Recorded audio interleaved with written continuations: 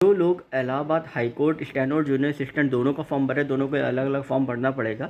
तो एक चीज़ ध्यान रखें कि स्किल, बहुत से लोग पूछ रहे हैं कि स्किल कब होगा, तो स्किल अभी से आपका 4 महीने, अभी से आपका नवंबर स्टार्ट होने वाला है, तो नवंबर से आप ये मान लो कि ओवरऑल आपका फरवरी या मार्च से फरवरी लास्ट या मार्च स्टार्टिंग में आपके जो स्किल है, ठीक है, वो आपके स्टार्ट होने चालू हो जाएंगे, क्योंकि तब तक रिजल्ट वगैरह आपका फाइनलाइज हो जाएगा। क्योंकि इनका जो टारगेट होता है वो आपका 6 to 7 मंथ में पूरा रिक्रूटमेंट कंप्लीट करने का टारगेट रहता है, क्योंकि ऑलरेडी इतना ज़्यादा वर्कलोड रहता है अलग अलग डिस्ट्रिक्ट कोर्ट में, ठीक है। तो ध्यान रखें और कहीं ना कहीं अभी से ही प्रिपेयर करते हैं। बहुत से ऐसे स्टूडेंट का क्वेश्चन था, तो मैंने कहा एक अलग से आप लिए बना दो। ओके।